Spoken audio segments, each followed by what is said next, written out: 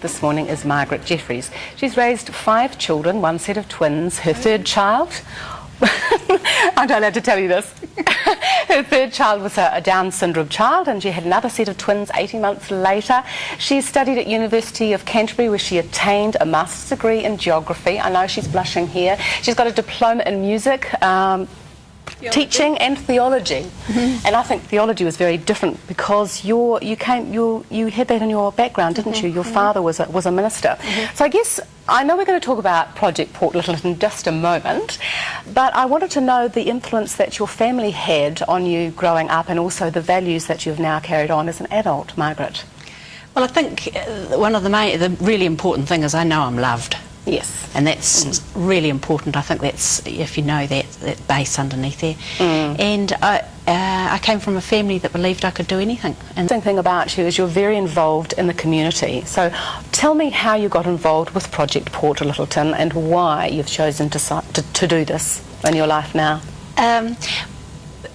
Turn of the century, about for 3 years there, I ran for 3 years national conferences on spirit at work, looking at people being able to talk about things of their heart in their places of work if they wanted to. And so are we talking, we're not talking religion here, are we? No. We're talking about spirituality. That's and how right. it impacts on a person's life. That's right. And wanting to share that. Is that correct? Yes, that's right. And at the end of the 3 years, I realised that I was talking about people in their workplace, and I didn't actually have a workplace. My workplace was where I was living and in my community. And I realised that's where I wanted to pour a lot of energy into my workplace, in the sense of, you know, making the core values that I thought were important, like acknowledging one another, valuing one another, being transparent, walking your talk. Having respect for each other. Yes, yes. Clear communications, all of those sort of things were really important. So you spent a lot of time at home, so when you looked around and decided what you were going to do for your community, what things did you choose to get involved with? Well, at that time there was an Our Town project, which is basically a sort of an upgrade of the main street, and there was a group already in existence that was involved with doing that, and that seemed the logical group to go with. And I went. And were they like-minded? Did you find that? Or did you have to teach them that, Margaret? Well, it was interesting because it was a changeover, because the people that were there before had done a lot of wonderful work, and they were getting near the time where they wanted to move on. And so a whole group of people, including myself, came in at that stage, and not many people offer to be sort of the chairperson. You know, everyone likes to step back because it means a lot of work. You decided, no, that you were going to put yourself forward. Yes. Did you enjoy that project?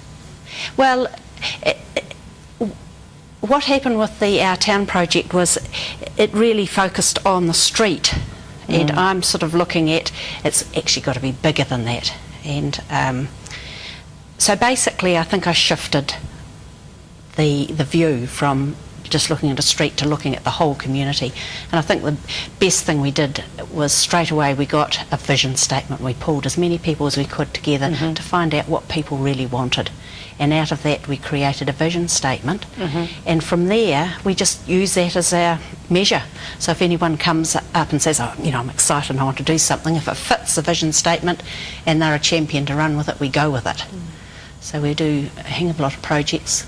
So just tell me some of the other projects that you've done around the Lyttelton area. I mean, I know, for instance, that you set up the Lyttelton newspaper. Yes. We've just had a wonderful summer street party, and we will have a winter one in June. That's part of our... we do the farmers market, which is a lot of people realise. It's all done by voluntary work. And how long has that been operating, the farmers market? Not good with dates, about 2 and a bit years. 3 years, I think, in October, about that. So just tell me a little bit about the community. Oh, we do a time bank too, and we have a waste minimisation scheme, community garden, community building, you name it. So we do it.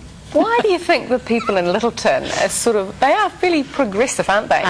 Yes. So why is that? Why do you think? The thing I love is that I think we're connected with who we are as people. We don't hide behind So you tell me what you mean by that. Tell me what you mean by that when people do that. There's not a set way of doing things. We just go for it, and we speak from the heart and do things from the heart. So if something comes up and you want to say, you say it. Okay, so in that, do you have people who have less of an ego problem? Is that why you get things done? Yes, I guess so. And our group project, Port Lyttelton's very flat structured. You know, when you spoke... Explain what that means. Well, when you spoke to me, you said, what position do you have? You know, and you're sort of pushing me for that. And you do have those positions, because when you fill out forms and bits of paper, you've got to put those on there. But we are very flat. So I, as that chairperson, will do gardening, I'll carry out the rubbish, I'll do all of those sort of things, as well as help with the dreaming and the visioning of what's possible and connecting. So everyone does a bit of everything, everyone's in together. So it's that collaborative effort where they can feel empowered to be who they are and say whatever they want to say without any form of repercussion coming back to them. And that in itself is a very empowering statement, isn't it? Yes. And we do work very much as a team. One of the things I've been told about volunteers, there's a lot of volunteers are mainly my age, you know, and this is a worry, but... No, it's not. It just means that we get things done. There is a difference. But it's interesting in Lyttelton, because there's a lot of young people, what I would call young people, but I suppose they would say, you know, they're in their 30s. And so they're concerned? Yeah, they get excited though. There's things that we do, and we give each other space. We don't always chase them up and sort of say, you know, have you done this, this, this and this. We let people do it their own way. So there's a fair bit of, I've forgotten the word I'm wanting there. You know, they make up their own decisions, and we talk a lot amongst ourselves, and we get excited. The other thing we do that I forgot to tell you, you may tell me, is a concept called appreciative inquiry, and that is looking at the things that go well and focusing on that. You don't focus on the problems. Wherever you place your energy, or you know, what your attention, that's where the energy goes. So if you're looking at what's going wrong in your community and you start thinking, oh my gosh, we've got to fix this, it just expands. So you start looking at what's going well, and you find out the values that underlie that, and you get familiar with that, and then when you come up with a challenge, you know the basic values that work. So we look, and we're always telling one another, you know, we acknowledge one another and say, you did a good job there, or wasn't that fun, or, you know, let's have another party to celebrate. Just bringing it back slightly to you for just a moment, Margaret. How creative are you, and what does creativity mean to you? I would like to think I'm an artist. Good. But so saying that, everyone I regard as an artist. Well, I regard that everybody is highly creative. Yes. Whether they know it is different. And that's tapping into that energy that I think is really, really important, because everyone does it's got a very energetic energy around it. And I think, you know, I mean, I will create things with my hands, and I love doing that as well. But I think my creative energy is pulling people on. Yes. Your networking ability? Yeah, yes.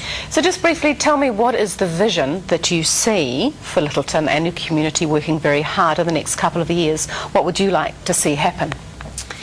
Well, it's very exciting in Lyttelton, because we've got all of these projects, but the next step is, and we're just starting to move there, is how do we move as a whole community as one? You know, our project Port Lyttelton, a lot of people know about us, but we're not the whole community. How can we now move as a whole community, like with the business association and all the different groups? And we're now having that dialogue, and that's really exciting. And are people receptive to this? Are they wanting to know how? Yes. So it's a case of watch the space, because I think although it's quite a dynamic community as it is, I think we're moving into a field where I think people need to watch Lyttelton, because we're creating a lot of models of how things can be. Not that people want to replicate those, but it's about people being fully who they are and enjoying themselves, and acknowledging one another, and having a go, forgetting about that hierarchy, and not letting money get in the way, lack of money. just do it. Absolutely. Work with what you've got.